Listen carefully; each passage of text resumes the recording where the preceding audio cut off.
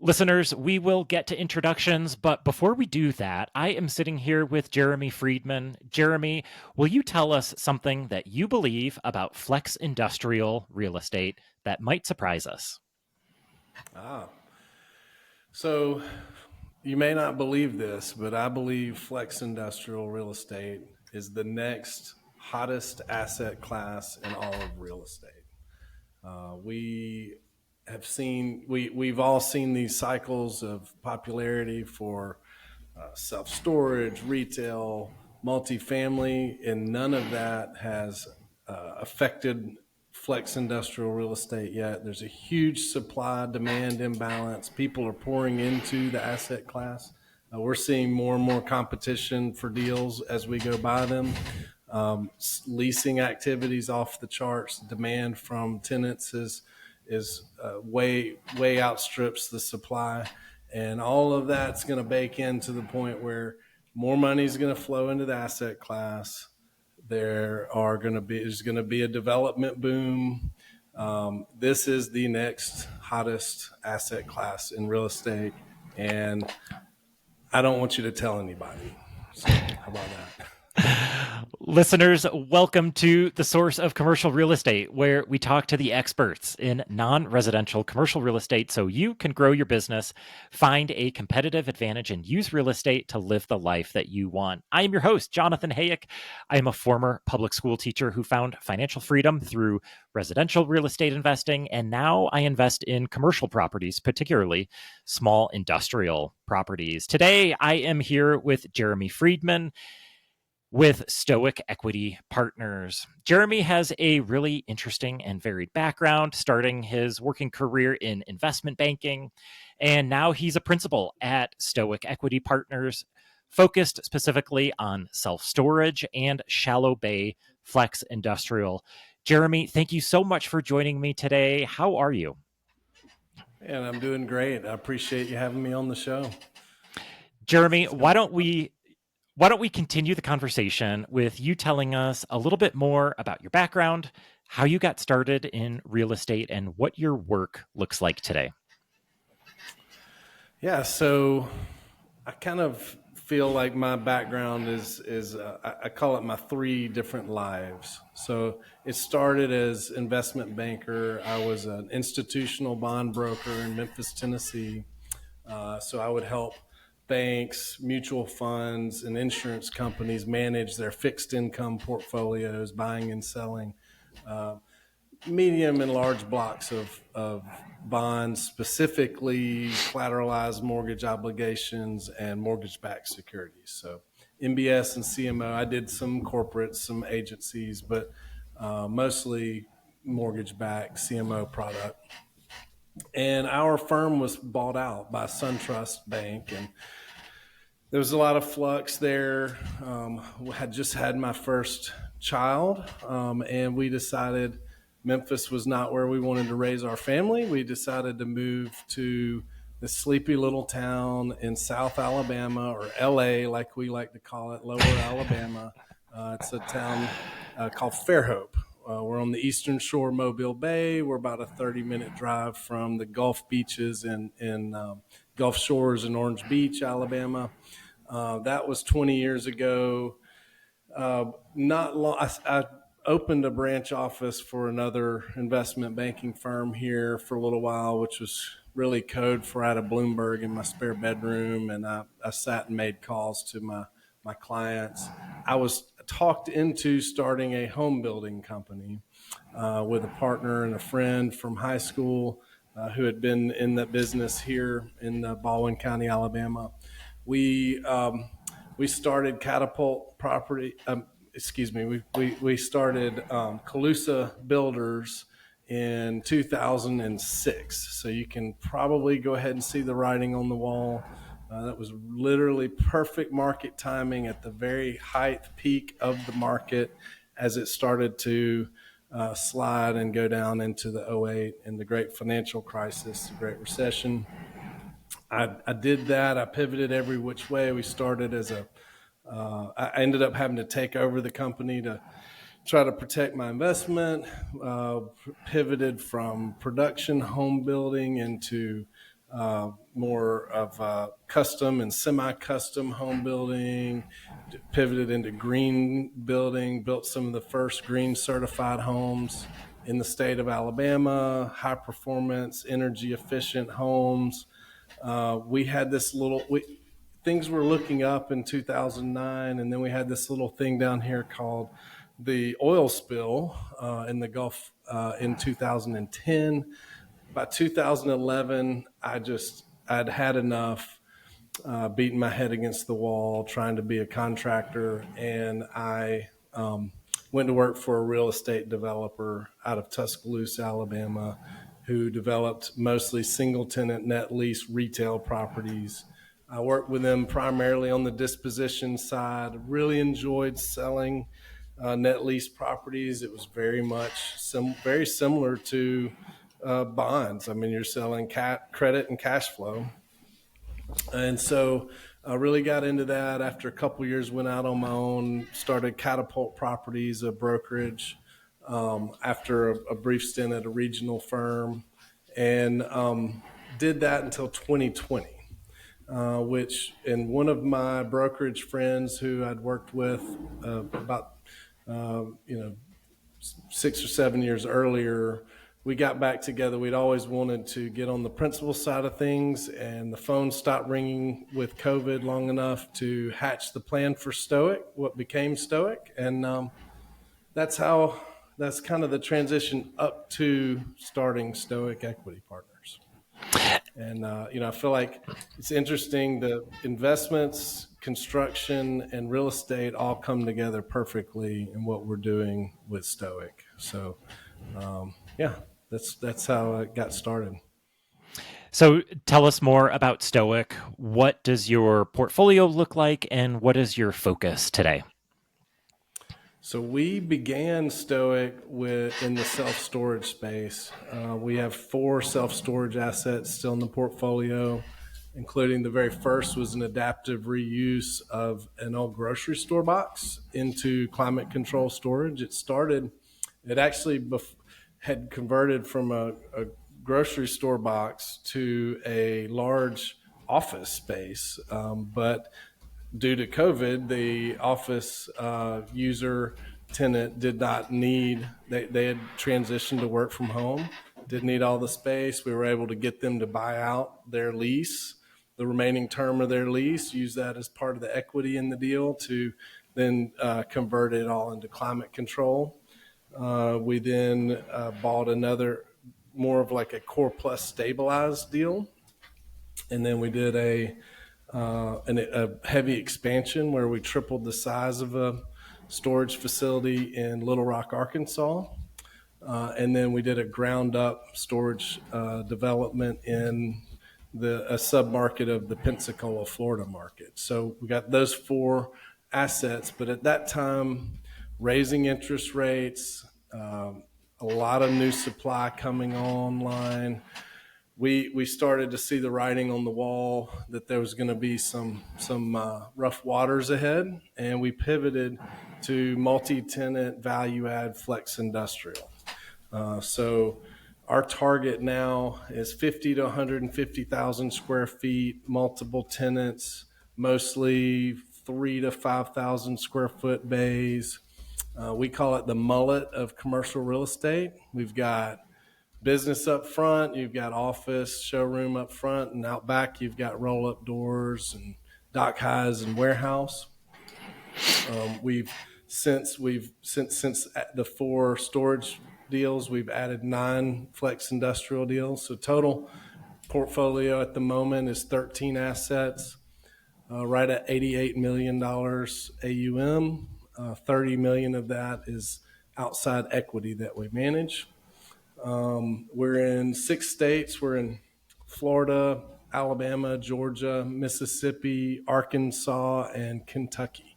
And we like to stay in that SEC region, we call it, mainly because of the growth in that area. There's a lot of net migration trends happening where these areas are experiencing a lot of growth. And as I mentioned in the intro, it's not a lot of supply of this type of product. So we're seeing huge demand.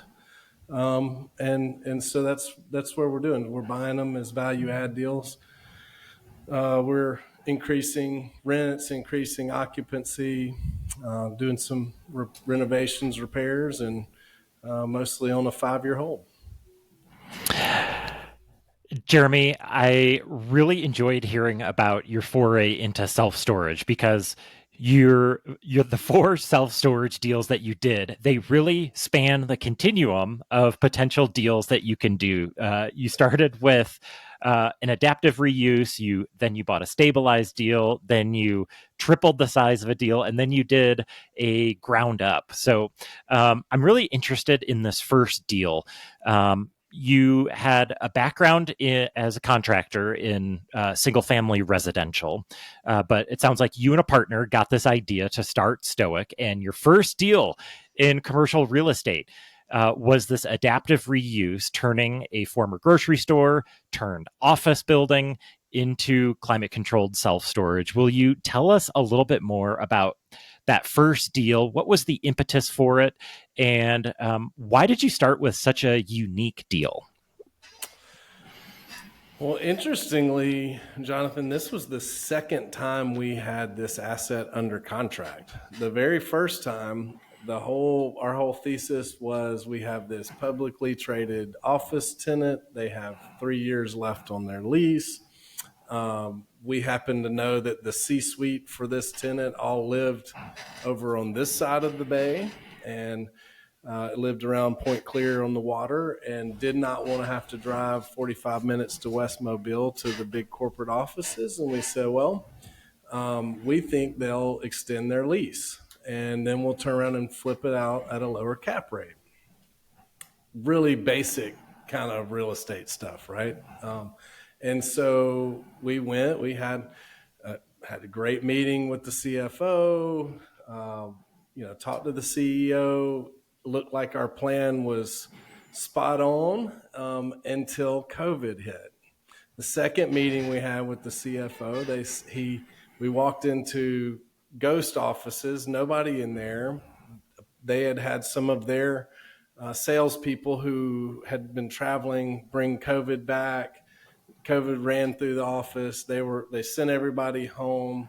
They were in the medical space, so they had a lot of HIPAA laws that they originally thought were going to prevent them or slow down the transition to work from home, but all of a sudden they had the need to do that because of COVID. They figured it out like everybody did and said, we don't need all this office space anymore. So we dropped the contract. Shortly thereafter, we started thinking, and part of the space was not being utilized as office, and we had always thought, what can we do with that space? Thought about climate control storage. So we always kind of thought about it. We went to, there was the brokers involved, everybody involved had talked about, hey, the tenant's willing to buy out their lease. Hey, storage is a possibility. We just kind of kept running the numbers until we got the model where we liked it. We went back in, struck.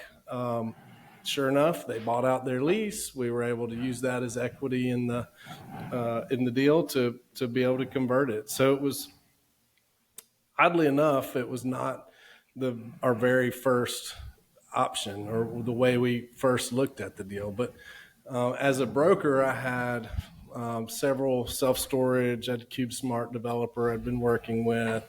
As in my other brokerage company, my business partner owned storage. It was an asset we were very familiar with. It was an operation we were very familiar with. But maybe the part that finally kind of pushed us over the edge was this a little bit smaller of an asset. It's 45,000 square feet gross.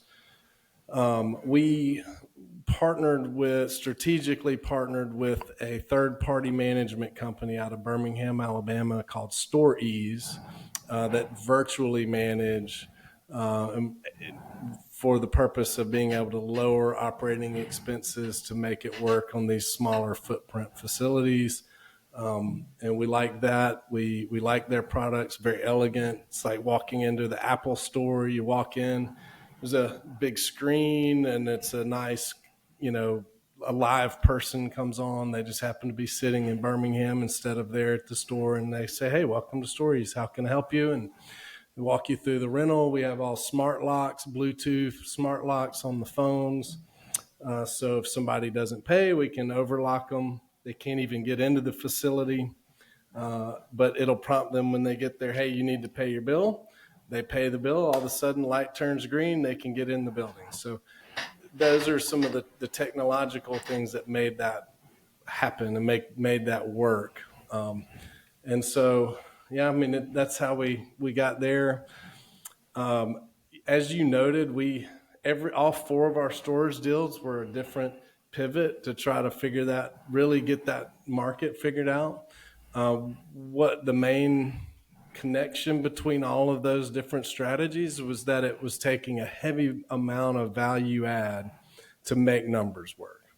And as interest rates started to rise, it took even that delta away. We weren't able to then, even with a heavy amount of value add, we weren't really able to make numbers work any longer. So that's when we pivoted. Let's talk about that shift from self-storage to now small bay industrial. And I'll give you the opportunity to expand on your opening comments. You talked about being very bullish on the future of this asset class. And so I'd love to ask you just what do you like about this asset class? Why are you so bullish on it moving towards the future?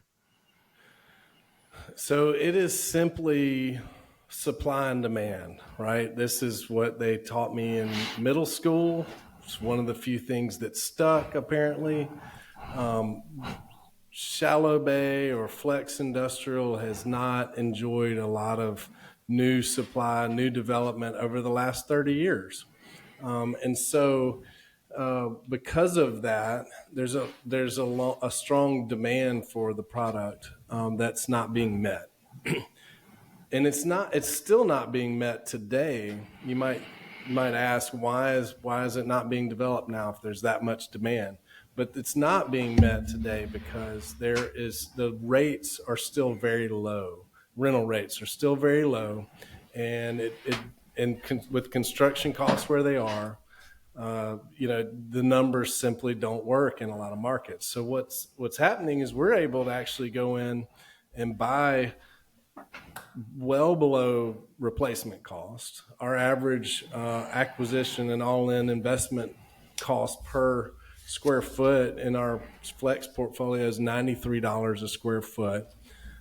It would cost, and we've run the traps, it's going to cost somewhere between $140, $150 a square foot to build that today.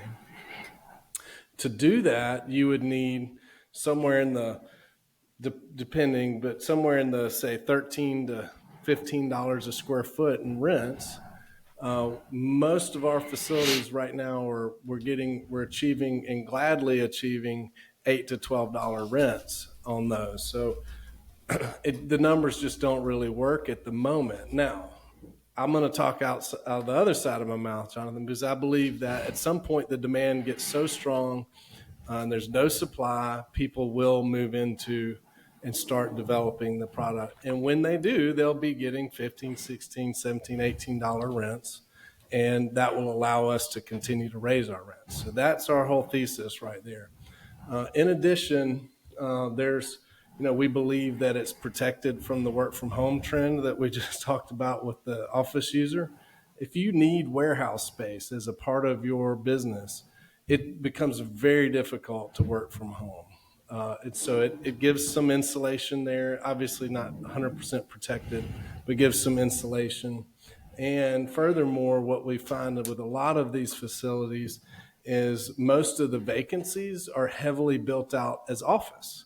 So what it does is it presents this opportunity for us to go in, rip out, say, sometimes we'll see 80% office in a suite. And we'll go in, we'll rip it out, we'll rip it down to 20 to 40% office and leave the remaining 60 to 80% in warehouse. And the demand is so great for that, it leases up almost immediately. So those are the opportunities we're seeing in the space, and why we really love it. So it's a little different. My background, especially with all of the retail leases, helps because it's obviously is a lot of. I mean, we're dealing with leases every day. We're dealing with lease renewals or new leases. And a lot of time, oftentimes we're dealing with national tenants or franchise tenants that have national real estate departments. And so there's a lot of push and pull with leases.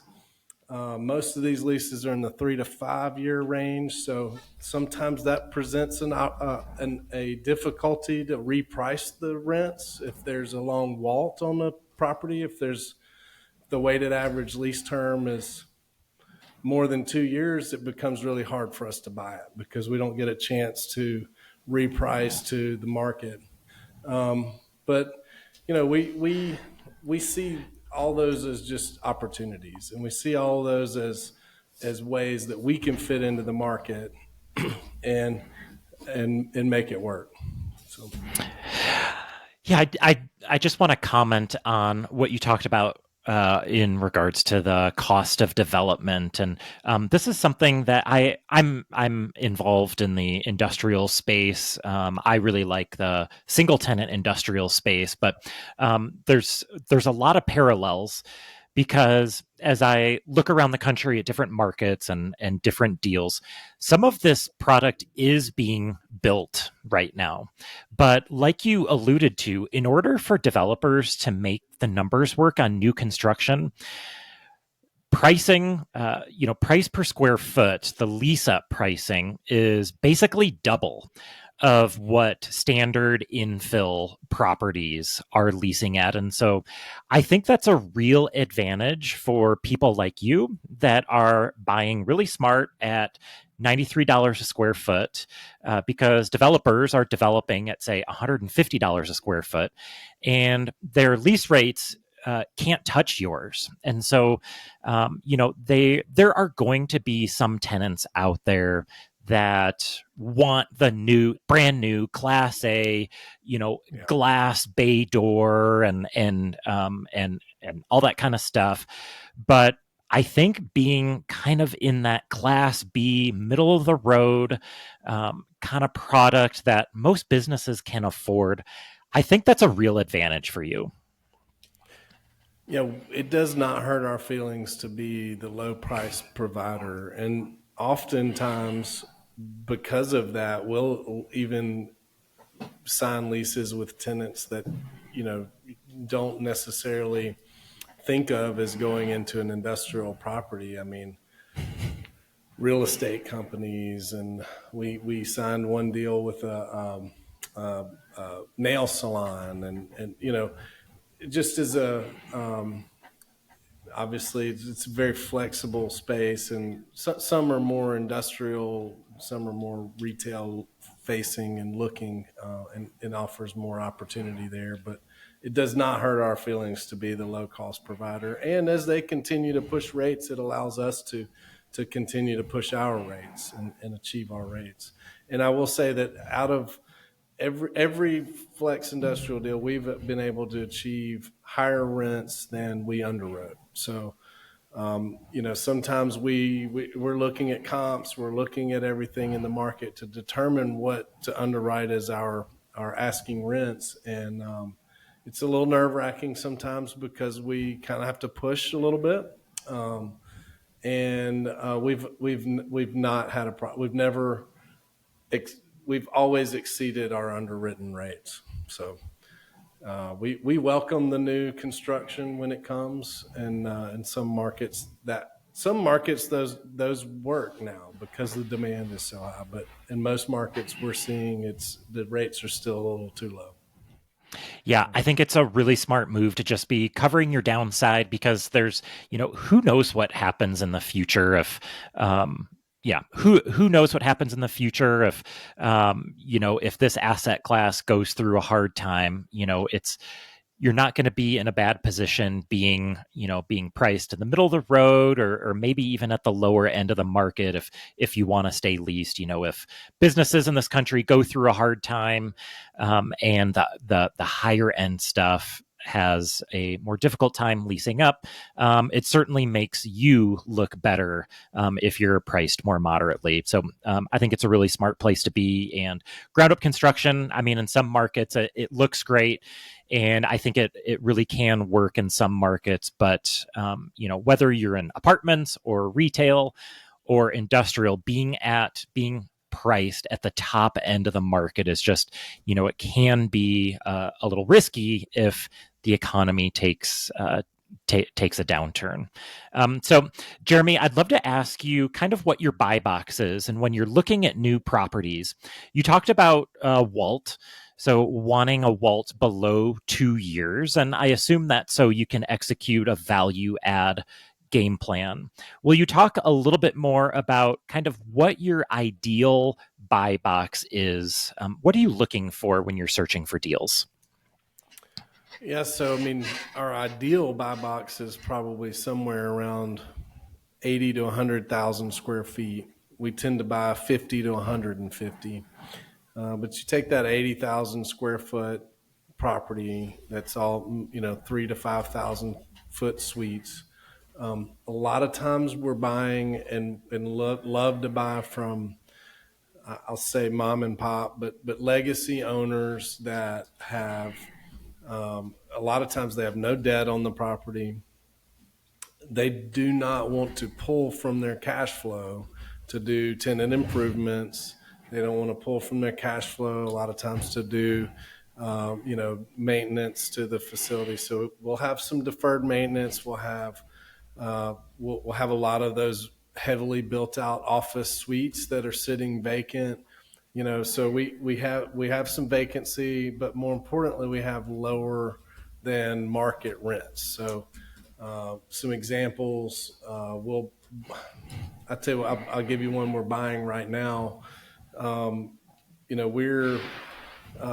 buying. We underwrote $10.50 per square foot triple net. The in-place rents were about $8 modified gross, and the landlord was currently marketing $10 modified gross marketing for the spaces, but not willing to do any tenant improvements, not willing to give any tenant improvement allowance. So while under contract now, we've signed 2 leases even after the tenants, and one of them's a national tenant, even after the tenants were exposed to the seller's offer price, we've signed $10.50 triple net, which equates to about $13, 13 and a quarter modified gross. So we're getting $3 extra out of them. One reason is because they need it and there's no supply, but the other reason is we also agreed to go in and do some tenant improvements, and they're very happy with the space now. And so there's another property we bought about 45 minutes outside of Atlanta, Georgia, that we in-place rents averaged $5.08 modified gross, if you can believe it. We paid $63 a square foot $64 a square foot for this portfolio of buildings. Since we've owned it, we have signed 2 renewals with existing tenants at $12.50 triple net. So effectively quadrupling their rent. And it's simply a supply. They're at market. They knew they were below market for a long time, but it's these owners that just, they're friends with these people. They don't want to rock the boat. They don't want to spend any money. They're fine. They don't owe any money. They're just sitting there collecting their checks, but now they're ready to cash out. We do have to pay for potential income. The going in cap rate is very low on these, but we tend to try to stabilize at somewhere between 10 to 12% yield on cost by year 3. So it's worth it for that value add push.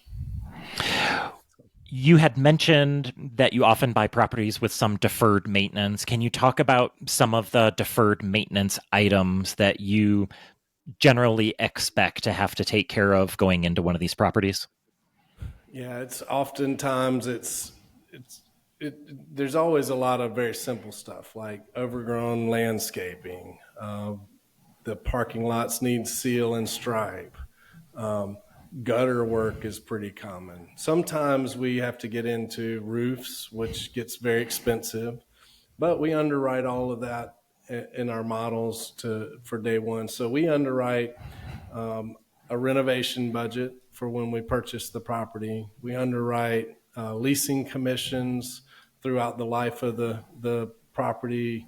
Well, depends. Sometimes we'll do the entire life of the asset, the 5-year hold period. Sometimes we'll do, say, the first 3 years of leasing commissions, and then the cash on cash return gets high enough that we can pull it out of cash flow at that point. But we underwrite some portion of leasing commissions, tenant improvement money, capital expense, all that up front, and have it sitting in reserves so that we don't have to pull all that out of cash flow.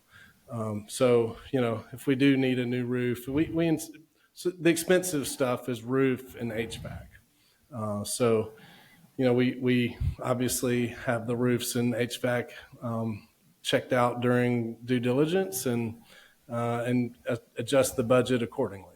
Sometimes that affects. We've had properties that we've uncovered roof problems that we've gone back and tried to renegotiate the sales price.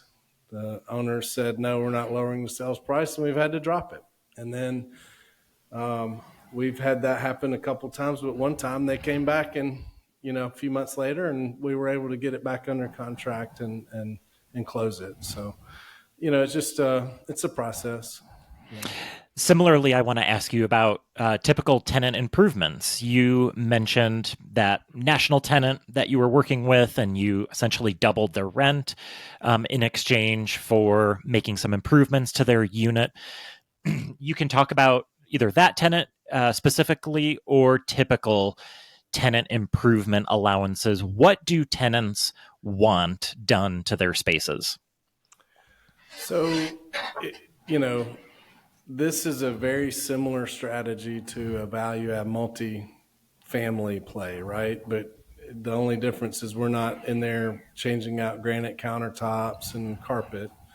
But it is a lot of freshening up the office. So new LVP flooring, new paint, redoing the drop ceilings, replacing old fluorescent troffer lights with LED lights and things like that. It's really pretty simple stuff from the tenant improvement side of things until you get into someone who has some very specific requirements. Maybe they're a life sciences tenant and they need some certain configurations. And, usually we can work with the office configurations as they are, but you get some people that they need some lab space or some special ventilation, and those start to cost a little bit of money. But the tenant improvements are actually pretty simple and cheap. I mean, we underwrite somewhere in the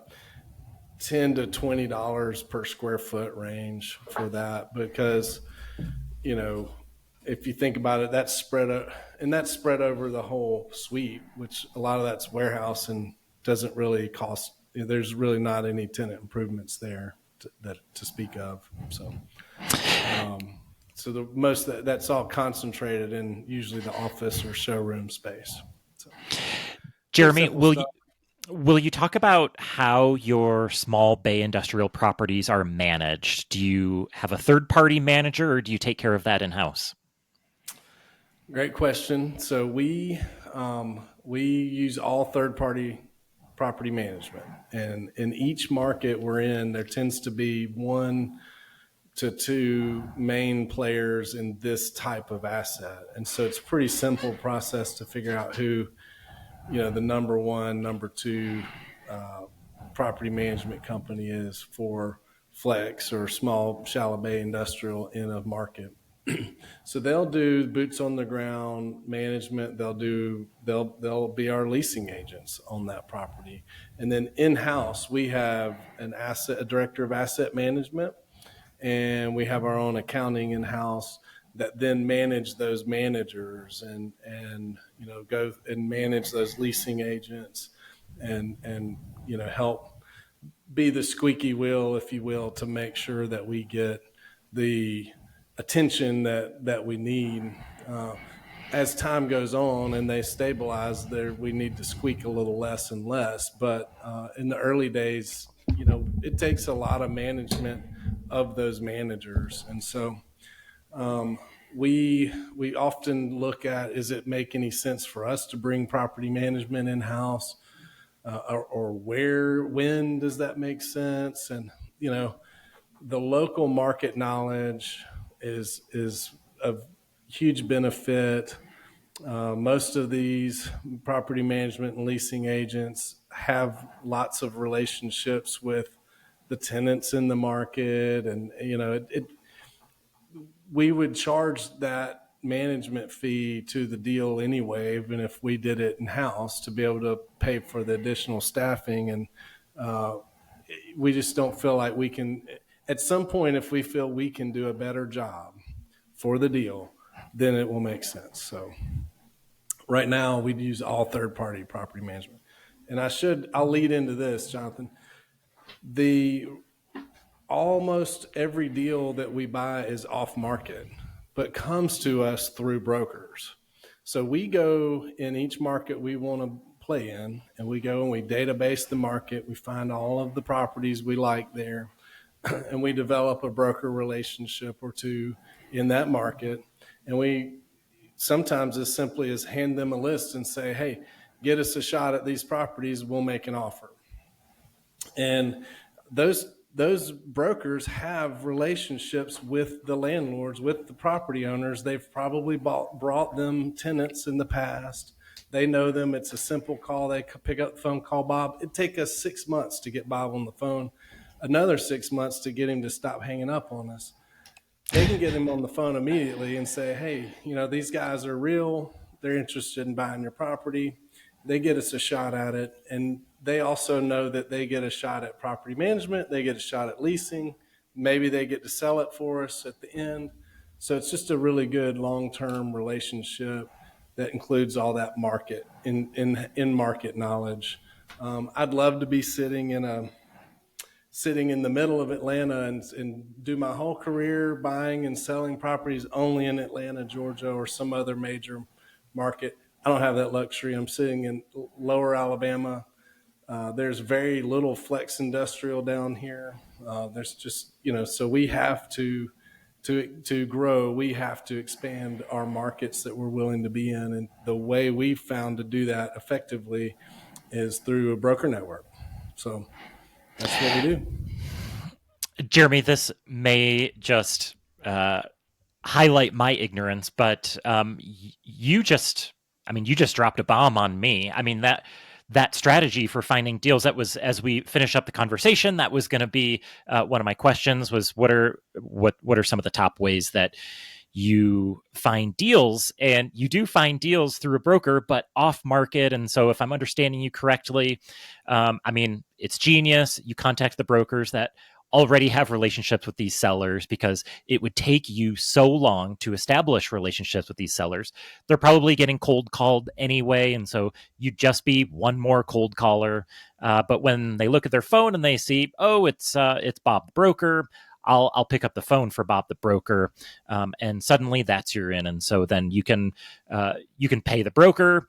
I imagine sometimes that you end up paying the broker their fees, and the broker then has a chance to continue to do business with you through leasing and through the sales side in another 5 years. And so honestly, it's an ingenious strategy. Do you know of other operators that use this strategy? Yeah, I think it's not uncommon.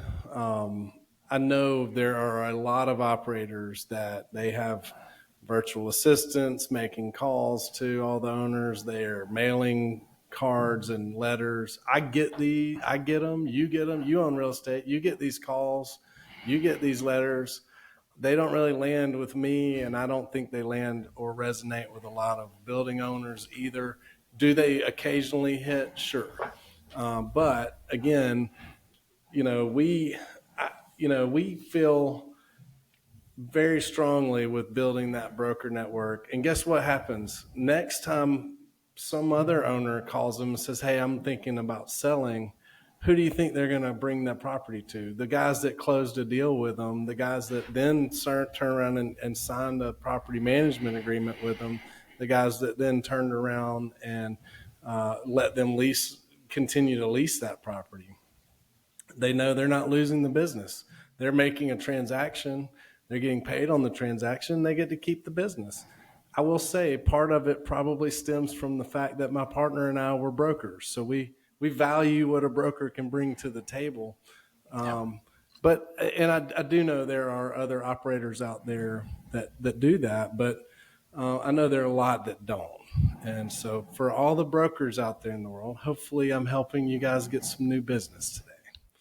Yeah, it's a great strategy, and I think a key component of the strategy is you have to have a track record, and you can't, some newbie can't go hitting up brokers and say, hey, contact these 10 owners for me, and then not be legit and not be able to close deals. And so clearly you have a track record, and you can show your portfolio and, hey, we're for real.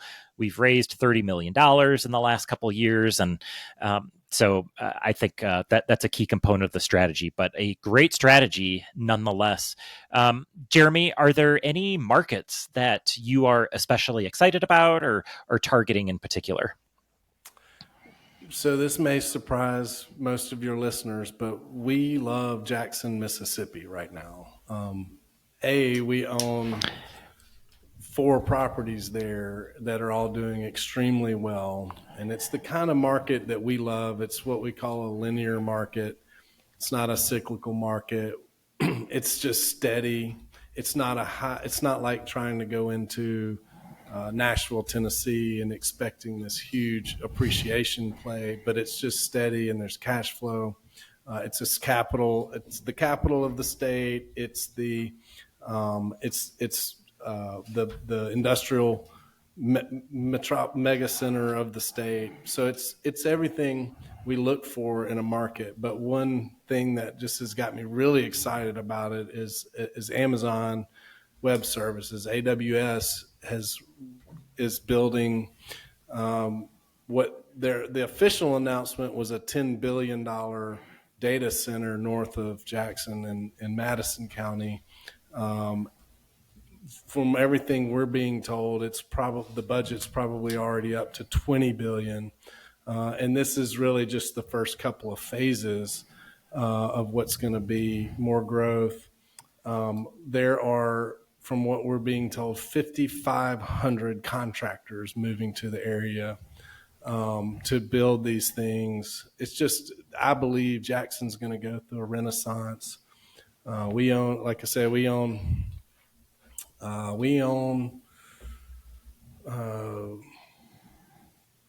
little over 280,000 square feet in Jackson in 4 properties. They're all performing extremely well. We love that market.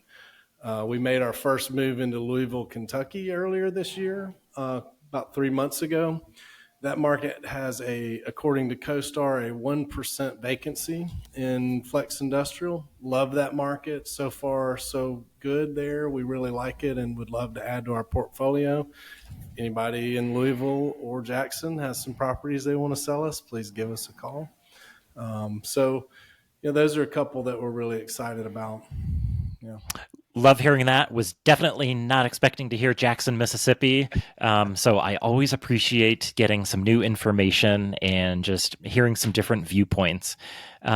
Jeremy, this has been a great conversation. I didn't get to all of my questions because this was just such a great and rich conversation. I love this asset class for a lot of the same reasons that you do. Was there anything that you wanted to talk about today about small bay industrial that we haven't had the chance to talk about yet? I think we kind of hit most of the main things that really excite me. I will say that we do have plans and desires to develop this product in the right markets moving forward. But as long as the market is continuing to give us below replacement costs with room to push rents and occupancy, these value add assets, we're going to continue to do this. It's been good to us. We feel like we were on the wrong end of the wrong end of the curve on the self storage, and we feel like we're on the right side of it here with Flex Industrial. Really do feel that as more institutional money sees, the returns that are able to be achieved with Flex, that more and more money is going to pour into that market and continue to heat it up while we're in it. And so we're really excited about it. And finally, Jeremy, if listeners want to connect with you or learn more about Stoic Equity Partners, where would you like to send people? Probably the easiest thing to do, just go to our website. That's Stoic EP for equitypartners.com. So STOICEP.com. And all my contact info is there. All of our social media is there. We're pretty active on LinkedIn. So a lot of content, I say a lot, some content coming out there. As you can tell, you weren't even able to get to all your questions because I talk too much. I love this asset and I love real estate. I'm just a real estate nerd that loves to talk about it. So anybody and everybody's,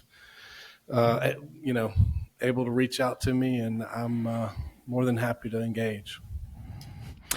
Jeremy Friedman, his business is Stoic Equity Partners. Jeremy, thank you so much for joining me today. Jonathan, thanks for having me. It was a lot of fun. Listeners, if you enjoyed this conversation, feel free to reach out to either one of us. We love talking about commercial real estate, and we would love to connect with you. Come back next week for another great interview. We are grateful that you are listening. Thank you so much for listening. Until next time.